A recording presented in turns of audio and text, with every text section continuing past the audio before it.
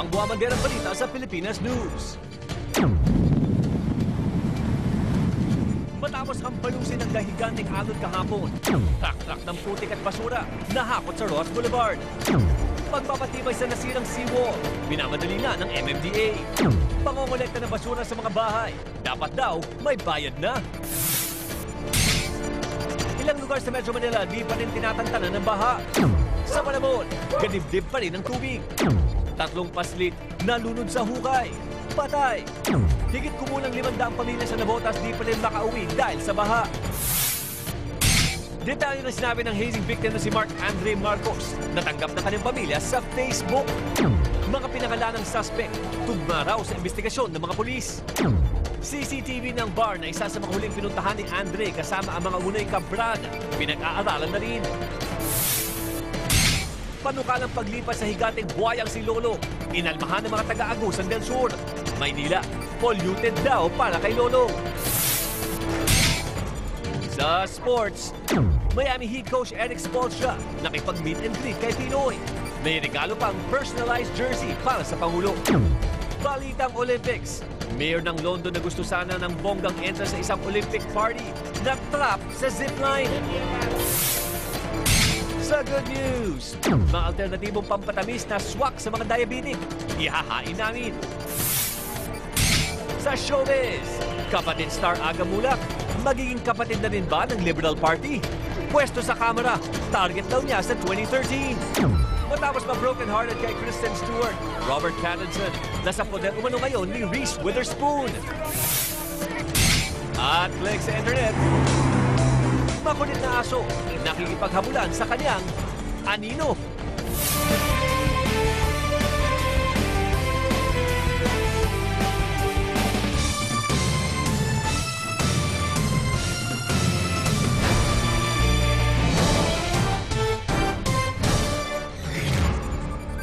Isang gabing puno ng balitaan. Ako po si Paolo Bediones. Mula sa iba't ibang sulok, hagip bawat anggulo. Ako naman si Cherry Mercado.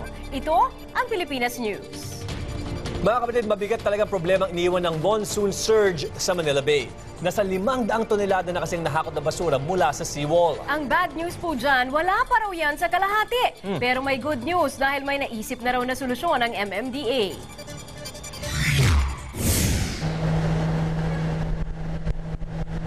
Madaling araw pa lang, abala na ang MMDA sa paghahakot ng santambak na basura sa Rojas Boulevard. Ang nakolektang basura, aabot na sa 48 dump truck. Sa dami nito, aabutin pa raw ng hanggang Sabado bago tuluyang malinis ang lugar. Literal na dagat ng basura ang makikita dito sa Manila Bay. At karamihan nga sa mga inanod dito ay ang mga plastik na gaya nito na bibilang ng napakahabang taon bago tuluyang matunaw. Kaya naman ang MMDA, pinag-aaralan na mahigpit na pagpapatupad ng plastic ban sa lahat ng lungsod. Bukod dyan, ipapanukala din daw ng MMDA na lagyan ng bayad ang bawat basurang makokolekta sa mga bahay. Pag collection, titimbangin na. Bawa naka 1 kilo ka, timbahin mo. Pag hindi ka nagbayad, di namin kukolektahin. Dahil sa monsoon surge kahapon, pumapaw ang tubig mula sa Manila Bay, dahilan para magbaha ang Rojas Boulevard. Ang nakikitang solusyon ng MMDA dito, ang pagpapagawa ng double-layered seawall. Kung ito yung ginawa last year, hindi tayo bababa sa Ross Boulevard. Hango ang konsepto ng double-layered seawall sa bansang Morocco. May layong 500 metro ang unang breakwater. Lalagyan ito ng tulay na siyang kukonekta sa ikalawang breakwater. Hindi pa tiyak kung magkano magagastos ng gobyerno dito. Pero mas malaki naman daw matitipid kumpara sa pinsalang pwedeng idulot ng mga pagbaha. Jun Leola, News 5. Pinasok din ng tubig mula sa Manila Bay ang Navotas dahil sa nasirang seawall doon. Ang problema, posibleng lamunin ng dagat ang isang barangay kung maulit ang paghampas na malalakas na alon. Para po sa detalye, live mula sa Navotas si Patricia Mangune. Patricia. Paolo, pabugso-bugso pa rin ang ulan at hangin dito sa lungsod ng Navotas. Samantala, nasa 500 pamilya na in-evacuate pa rin sa 11 evacuation centers dito sa lungsod. At ang problema ay maaari pang madagdagan yan kapag hindi nagawa ng paraan ang mga nasirang dike dito. Kapag naulit ang paghampas ng malalakas na alon, nanganganib na lamunin ng dagat ang buong barangay. Ang relocation site ngang ito na nilipatan ng mga nasalantang residente noong bagyong Pedring, binaha na rin. May bahay ka nga, ganito naman titiran mo. Tignan mo nga. Hindi ka nga nakaligtas kay Pedring. Ito na naman. Sa Barangay San Jose, naghalo na ang tubig, dagat at baha. Ang mga residente, kanya-kanyang hakot ng basura sa baha. 4 na amphibians naman mula sa Navy ang nagbigay ng libreng sakay sa mga residenteng kailangang lumabas ng syudad. Kasi hindi ko alam na wala palang jeep. Pero sabi sa akin ng mga tricycle driver, meron daw na libreng sakay. Kaya yun, nakakapasok pa ako. Pagsapit ng gabi, ganito ang buhay ng mga apektadong barangay ng Navotas. Ang pamilya Umbal sa evacuation center na nakatira. Ang kanilang bahay sa barangay Daang Hari nilamon ng malakas na alon kahapon. Natumba ho siya nasira siya, wala nang bubong, wala na rin mga dingding. Yung silong namin sira na rin, tumagilid. Marami rin sa mga bata ang nagkakasakit na. Simula po kami nagpunta dito sa Dakar Eskwela, nagtatay na siya. Bukod sa gamot, nangangailangan din ang mga evacuees ng malinis na tubig, pagkain at mahigaan. Paolo, kaninang hapon, umabot pa hanggang 20 ang baha dito sa ilang parte ng kalsada sa barangay Daang Hari. Pero sa ngayon humupa na ito at kahit papano hanggang bukong-bukong na lang o gutter level na lang ang level ng tubig dito. Ganyan na rin ang natirang tubig sa ilan pang mga barangay dito sa Navotas tulad ng sa barangay Tangos, sa barangay Bagong Bayan South, Bagong Bayan North at sa Kabang Pusali. Paolo? Alright, maraming salamat, Patricia Manguni. Nag-ulat live mula Navotas kung saan mukhang mahangin pa rin. Sa mga nag-aabang kung may pasok o wala bukas, ito po ang anunsyo. Wala pa rin pasok bukas sa lahat ng antas ng public at private schools sa Navotas. Bukod kasi sa lubog pa sa bahang syudad, nag-abiso na rin daw ang Pag-asa na magpapatuloy pa rin ang pag-ulan na may kasama pang high tide bukas. Suspendido rin ang klase sa 12 eskwelahan sa Valenzuela.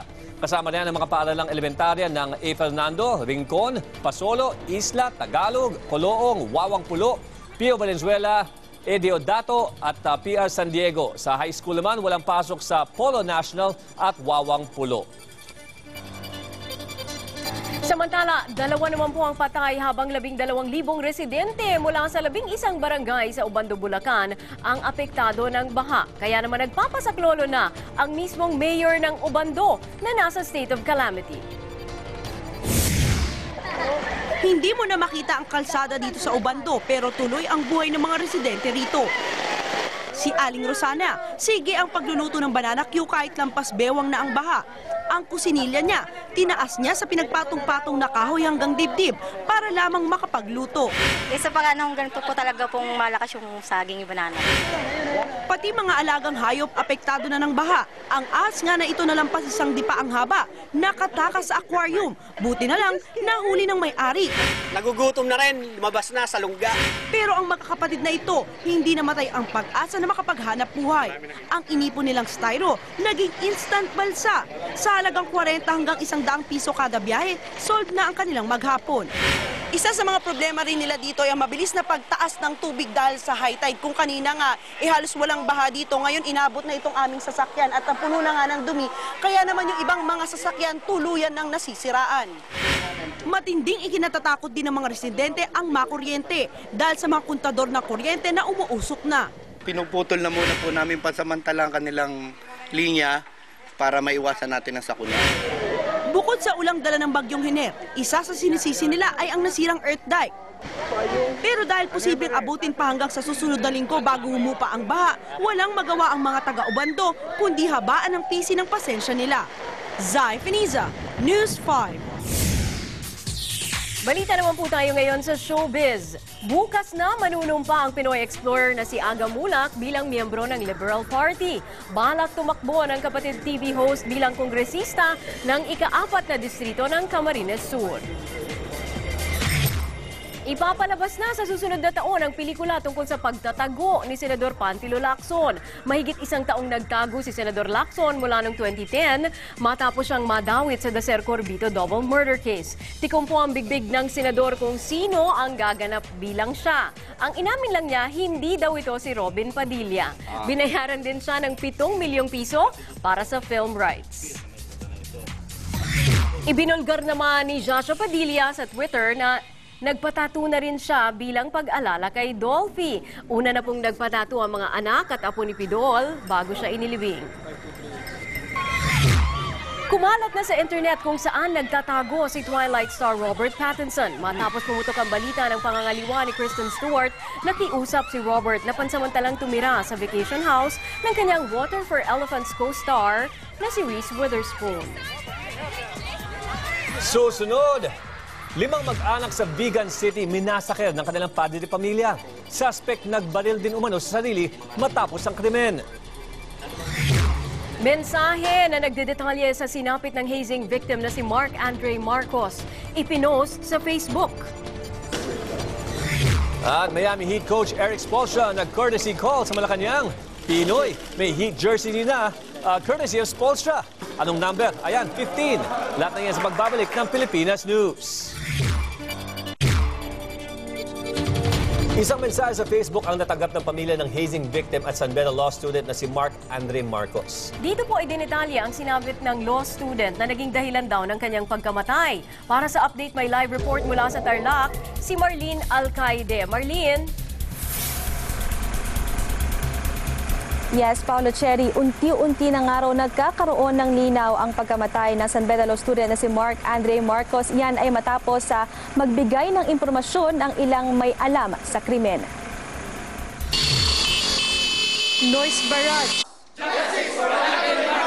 Pagkakabit ng mga poster, pagsusuot ng itim na ribbon at gabi-gabing misa. Ilan lang ito sa akbang ng mga pamilya at kaibigan ng San Beda Law student at hazing victim na si Mark Andre Marcos para manawagan ng hustisya. Kung may nalalaman kayo dito, paliit ang mundo ninyo. So I'm urging you, for your own sake, lumantad na kayo para sa katotohanan. Sa gitna ng paglulok sa isang Facebook message ang kanilang natanggap. Dito humingi ng tawad ang sender dahil hindi siya makapagpapakilala para sa kanyang kaligtasan. Kinumpirma rin niyang Lex Lenum Fraternity ang sinasalihan ni Andre nitong Sabado, Hulyo 28. Una raw dinala si Andre at ang ibang neophytes sa Lex Lenum Frat House sa DBP Village sa Las Piñas. Mula rito, inihatid sila sa Daang Hari Coliseum sa Pasong Buhaya, Imus, Cavite para sa initiation rites alas 7 ng gabi. Pag-aari raw ito ng Vice Chair ng Lenum na si Giancarlo Veluz. Halos 30 estudyante ng San Beda Law Menjola, San Beda Law Alabang at mga alumni raw ang dumalo. Pero mga officer at alumni daw ang pinakamatinding pumalo sa neophytes.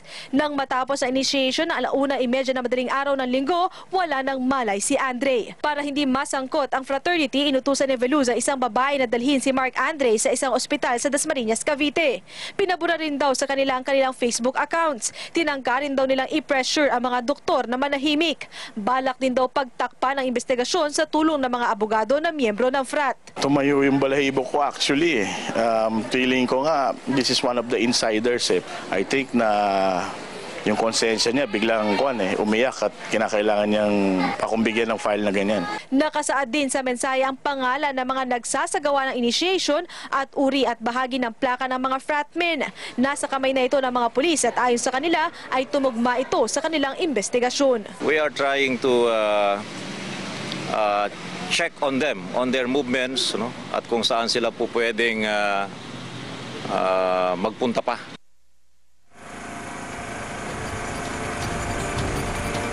Paolo Cherry, bukas ay magkakaroon ng motorcade dito yung mga kababayan ni Andre dito sa Tarlac para kundinahin ang naging pagkamatay nito.